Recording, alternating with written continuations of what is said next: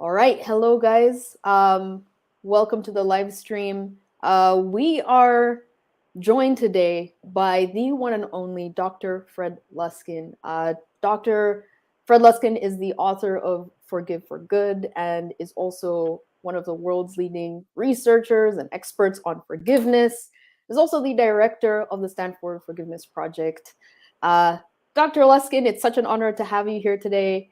Welcome. How are you doing? I'm doing fine. We've had winter here in Northern California for a long time, and it's really nice to have warm, sunny days again. That's awesome. We are struggling with a cloudy marine layer over LA today. So that's great to hear that you guys are enjoying the sunshine. We're still struggling down here. And where are you, by the way? Are you in the Bay Area? I mean, right now I'm about 10 minutes outside of San Jose, California. I see. Okay, nice. Hopefully, we get some of that sunshine soon. So, I have a few questions that I would love to get your insight on today. And Go the ahead. first one is it's flipping the script a little bit because I know you talk a lot about forgiveness, but I want to start with this question. What is justice? What does justice mean to you? What does justice mean to me? Yes. Whether that's day-to-day interactions, interpersonal slights that we experience. Boy, What does justice mean? a nice, simple question, huh? um, I don't know that there is a simple, easy answer to that question Yeah. because I'm going to say it's a perception of some kind of either fairness or that things turned out the way they were supposed to, or that an appropriate reaction was given to an action. So, justice is some piece of that, but it's all a perception. There is no um, like there's no objective fact of it. It's an experience. It's an observation. It's a processing of the individual or the group's experience around something else. So it's a really tough question. Okay, thank you so much for that. And I understand that you are the director of the Stanford Forgiveness Project. Would you mind Yeah. letting people know about what that is and what research you found through that? I mean, the Stanford Forgiveness Project started as just a fancy name for my dissertation study. Um, you know, it was many years ago, and I was one of the first two or three people to do any research on forgiveness. And so then we called it the Stanford Forgiveness Project to start looking for grants. The results of forgiveness research are that for the individual, it reduces stress when you become more forgiving. It has some salutary impact on physical experiences, and it is a healing quality generally in relationship. Mm-hmm. Um, Probably the most striking is what it does for one's mental health and for one's sense of efficacy in the world, because unforgiveness or holding a grievance or um, a sense of being victimized by life, while they're somewhat useful short-term kind of responses, long term they don't lead to good mental health. Mm-hmm. They lead to a kind of helplessness, often a sense of anger, and even responding to what you asked me before, some sense that justice was not served. Right. Right. And I'm curious, have you been paying attention to social justice movements of the last decade? Um, Especially when it comes to racism or injustices due to identity differences in identity.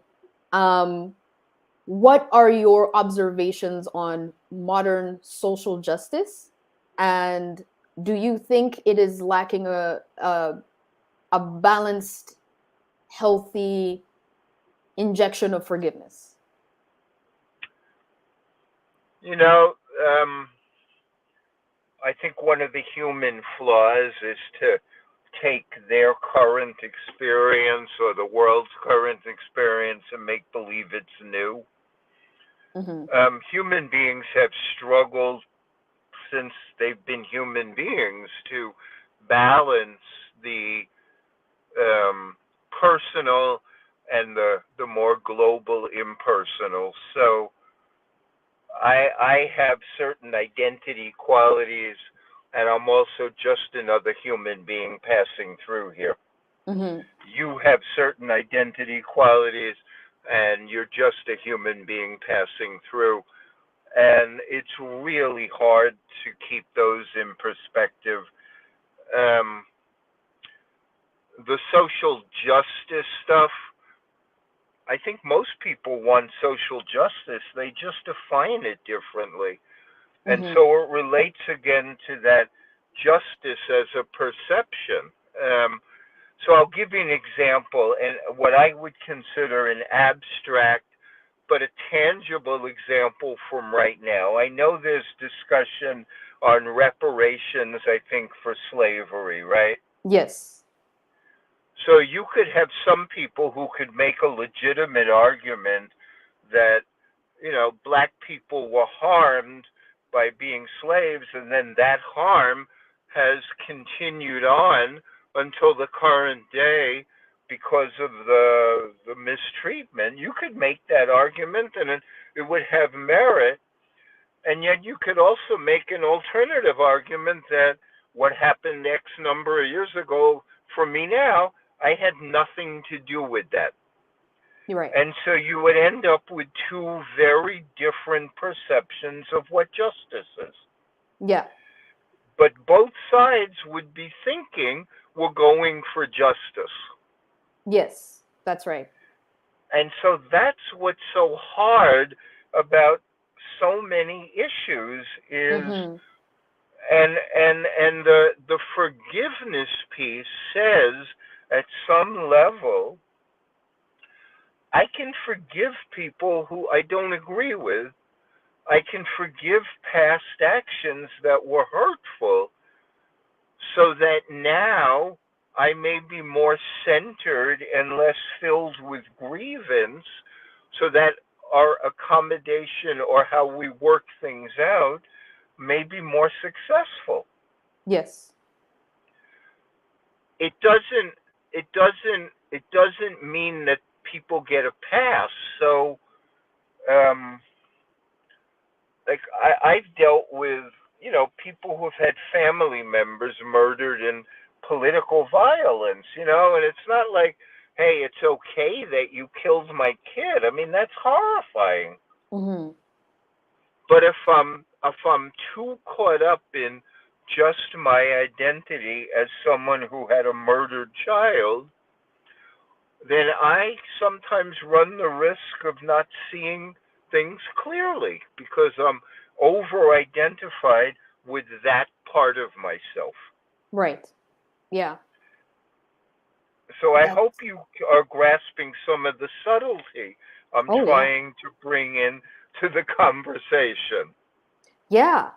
So I personally, my experience with forgiveness has been that um, I was perceiving a lot of injustice in day to day life, and based on my identity as a Black woman, I'm originally from Uganda.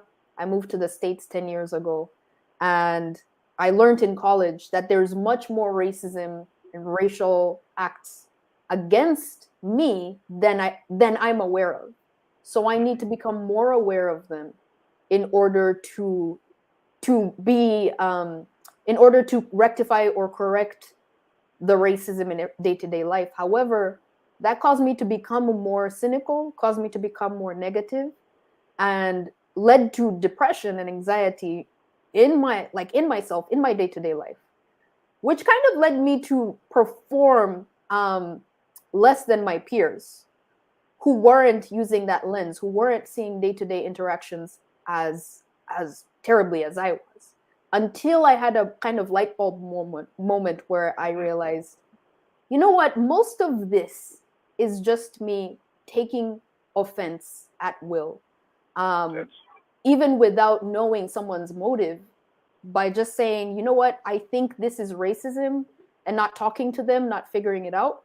I was just heaping myself with hundreds of grievances a day and couldn't get out of bed, had periods where I couldn't work, couldn't hand in assignments in college, until I started to forgive and just say, you know what, I release this, I bless it, I let it go.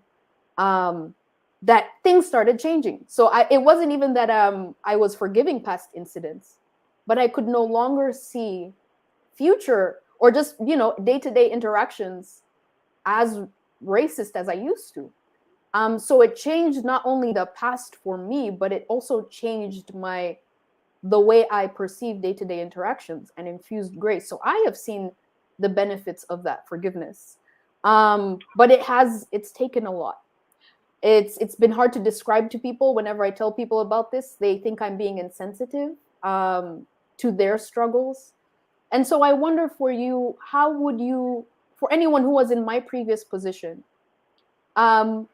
what would you recommend as steps to testing out forgiveness? Say if someone's like, this sounds like you're demeaning my experience, how would you convince them of forgiveness in their personal life, and what should they do? How do we forgive? I'm gonna give you two responses before I get to that question. One is, there is no simple external world that you live in. Yeah. There's a relationship between what happens, and if you say you identified yourself as a black woman, then there is racism. I mean, that's an absolute indisputable fact. And there's also your inner processing of that, and together that forms your reality. It's not just the racism, it's your inner processing and what else you're processing. So you can say that yes, there is racism. I mean, it's like saying there's air, like that. Yeah. But you can also say that that's all there is, and then you get very unhappy and very physically challenged. Or you can say there's racism and there's incredible human goodness and beauty, and then it holds it differently. But it's not an argument with is there racism or not. It's who am I reacting and dealing with the racism, and what kind of person do I want to be to best work with that racism. That's taking more responsibility inside of yourself. Yes. Second, there's a lot of experimental data that saying racism or saying anything is not really meaningful, because unless you include your definition of racism. So you can have people who completely disagree as to what racism is. Doesn't make them right or wrong, but you could say, it's an overt act of, hurtfulness or discrimination. Somebody could say it's a look, or it's something that happened 100 years ago. So the problem is, as you discovered, once we train our minds to find something, we expand our definition in categories. Yes. And there's experimental research about that asks people to find things. Like one of the great experiments is find the color red. Well, Mm. they put a lot of, colors, and people find the red, and then they say, well, find the red, but now they get rid of most of the red, but they have shades of things, and they have more blues, but as long as people instruction is find the red, they keep on finding red that's less red than it used to be. Mm-hmm. And so the mind also follows the direction of its intention. So once you made an intention to find racism, there's a huge amount to find it, but the definitions have probably grown dramatically. So without Wow. some agreed upon starting point, finding it becomes meaningless. Right. Wow. That's And very so interesting. I'm just telling you what you said is a very strong example of the problem with harsh opinions, global labelings of things, because once you decide they're there and you no longer specify exactly what we're looking for, then you just keep on finding more of it because what your mind does. Mm. The most important antidote to that is twofold. One, some training of the mind also to find beauty and goodness in this world. Yeah. If you don't do that, the negativity bias of our mind, which is omnipresent, will expand and find what it is we want. Mm-hmm. But when you say, let me find racism, you can also, if you really wanted to find racism, you could also train your mind to find people who have overcome racism Ooh. or who have limited racism or have an incredible tolerance of diversity. Racism is not just a one sided negative experience that's stuck in time. It's a broad relationship of human beings' relationship to people who are different than they are. Mm-hmm. So, with anything, you have to actually teach yourself to find the good around it and the beauty and people who aren't, so that your view of the world becomes a deeper, truer view. Yes. The second piece is you have to calm down. So you can say, here's racism, but if you release adrenaline every time you find racism, then you've altered your mind body to be on edge all the time, and your Mm. thinking becomes distorted. Wow.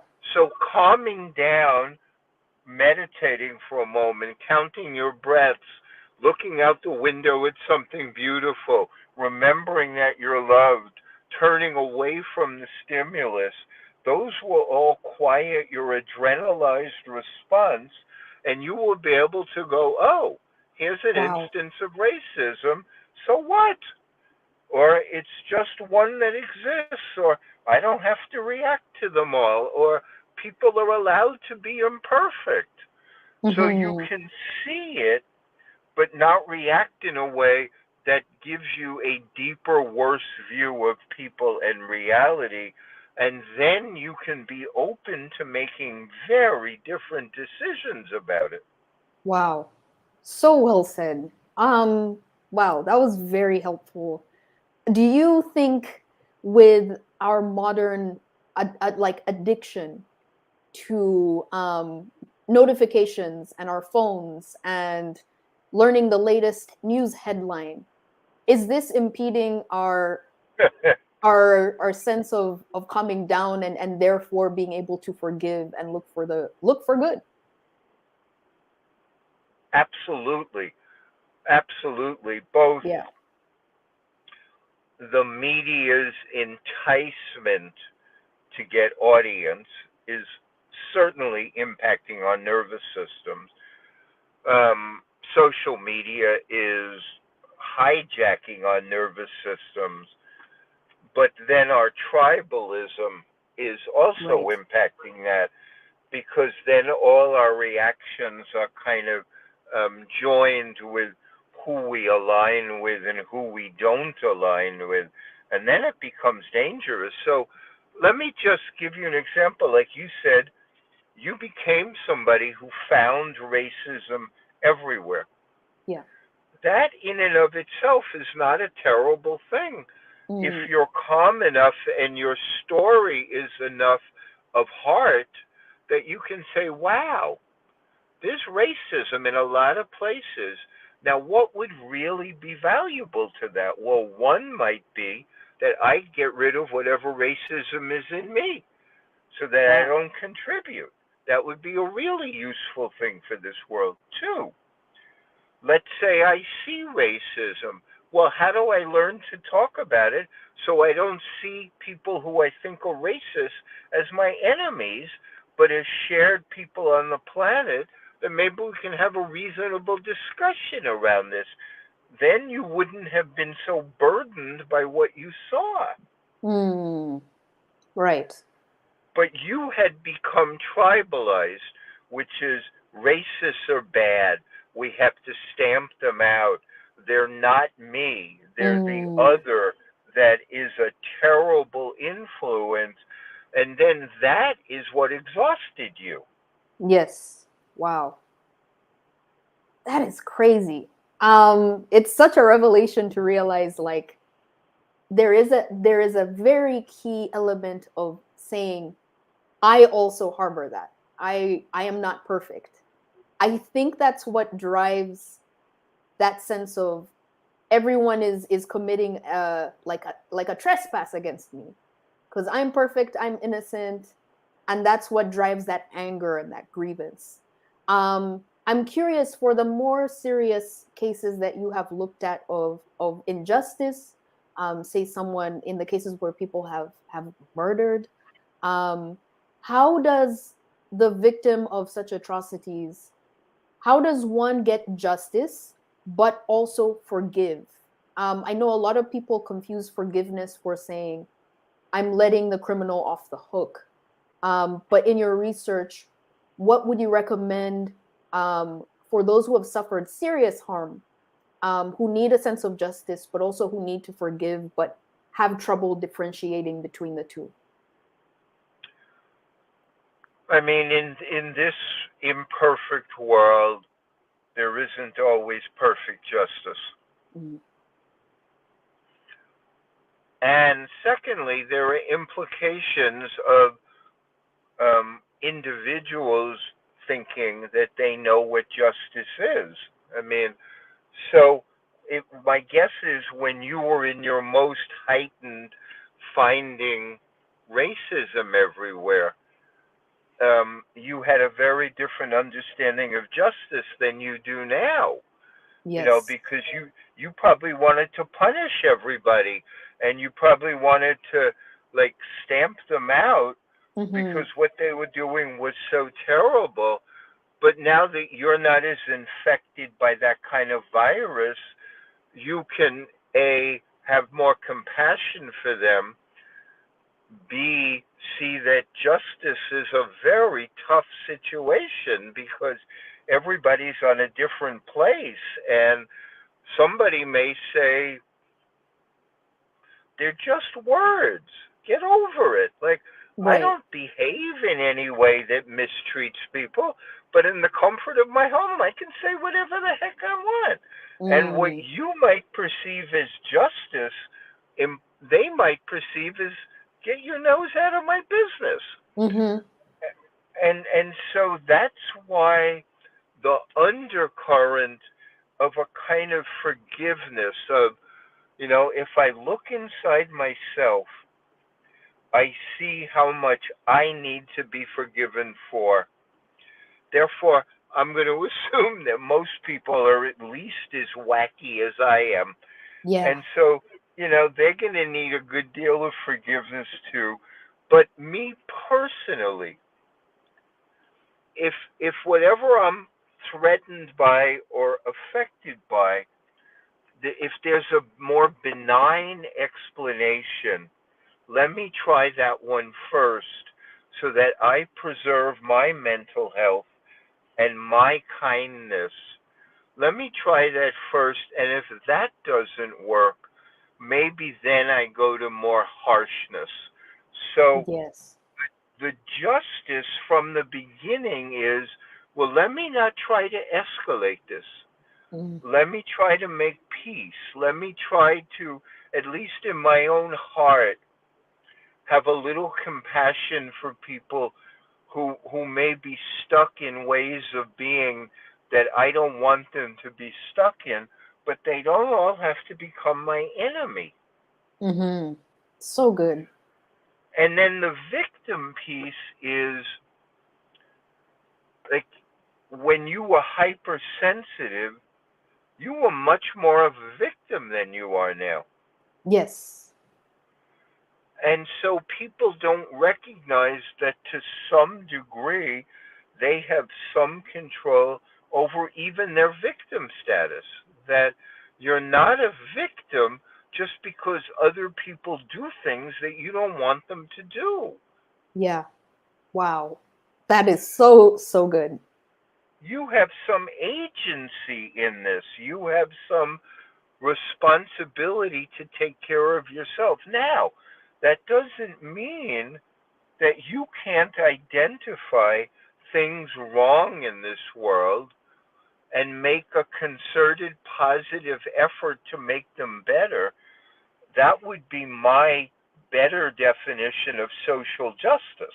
Wow. Yeah. Like, find something in the world that you think is wrong and use your intelligence, not just your hostility and your resentment. Use your intelligence and your desire to help heal this world and participate in that in a healthy way so that you have long term sustainability and try to make the world better. Like, that's a responsibility we all share. Right. Wow. Thank you so much. I know you have to go soon. I really appreciate your insight so far. I just want to leave us with one more question. Um, Please. what are your key, like high key steps towards forgiveness? My most important story around forgiveness. Yeah, like what would you recommend to someone who is struggling with the concept but is ready to try and forgive but doesn't know how to go about it? How would you how would you lay out that process for Well, them? let me answer my question first, and then Yes, I'll answer your question. So, love it. one time I was teaching a class, and at the end of the class series, a woman came up to me and said, "Thank you." And I had no idea what she was thanking me for. She said, I took your class because I hated my ex-husband. Mm, We were fighting all the time, and we were arguing once on a motorcycle, um, driving up through the hills above Stanford. And he turned around to yell at me, lost control of the motorcycle, and crashed it into a tree. wow. But we were arguing, and I ended up in the hospital with chronic pain in my pelvis, and he ended up with brain damage from this, and I hated him. I hated him. But as time went by, and I started to relax a little, and I took your class, what I realized, first of all, that I had more responsibility for it than I had taken credit for because, we were fighting. It wasn't just him. It wasn't, even though he did a bad thing, it was like us. And two, like, why would I want him, at some level, why would I want him to suffer So she told me at the end of the class, I mean, she probably found me a while later, that she had started visiting her husband. They end up getting divorced, but that she helped take care of him, Mm. because Wow. she had forgiven him. And the Mm. forgiveness, she said, dramatically reduced her pain. What? Yeah, because she wasn't angry all the time. Right. Wow. Wow. And you can apply that to anything. That what the essence of forgiveness is, you stop blaming something outside of yourself for ruining your day. Mm-hmm. And it doesn't mean that these things are not bad, but Right. you don't spend your day blaming them for ruining your day. You go out and do something positive about it. That's Mm-hmm. that's the shift of forgiveness. It's like Desmond Tutu says, without forgiveness there is no future. Right. Yep. So what that means is, if you're just seeing racism, you're not seeing hope, and you're only seeing the past evil. Mm-hmm. Then you keep on bringing that into the present. What Desmond Tutu said, when you let go of the blame and the constant agitation about it, then you have a chance to look back at the past and make something better out of it for your present and future. And Right. that's the essence of forgiveness. Yes. So you start by taking responsibility for what's going on between your ears, and you recognize what you're doing right now to give yourself an unhappy present. And so you slowly disentangle yourself from whatever you thought was causing this unhappy present. Mm-hmm. You can say to yourself, I don't have to be angry at this 8 hours a day. Yes. And that's improving your mental health. These are all basic mental health principles. If you want to get through this difficult life without being miserable, these are the kind of things people have found to do that reduce your misery. Then you can uh, go at whatever it is you want to go at from a kinder, more open hearted, more hopeful perspective, and that will help you do so over the long term. You won't burn out as much if you're not pissed, and you won't antagonize people all over the place because you are not pissed either. And so Mm-hmm. you become more effective. Wonderful. Thank you so much for everything you've shared today. This was golden. I'm so grateful. Thank you everyone for joining us during the live stream. This will be also available to watch afterwards. But for now, thank you, Fred. I hope you have a wonderful rest of your day. I will definitely meditate on the good nuggets you have shared with us. And And thank yeah, you. And you had asked me if you could take quotes of this and put it someplace. yes, Yeah, I don't control any of that stuff. So enjoy. thank you. I enjoyed the conversation. I appreciate the questions you asked, and I'm glad you went through what you went through, because I think you'll find you're a heck of a lot happier. That's right. That is so true. Ah, thank you. and and that's a good sign. If what you're doing is making you happier, it's Hmm. probably better for you. Right. Mhm. Period. Exactly. Ah, I thank hope you. we Thank you. I hope we get a chance to talk again sometime. So thank you. Thank you so much. Likewise. All right. Have a great rest of your day and bye, everyone. I'll see you soon. Bye bye.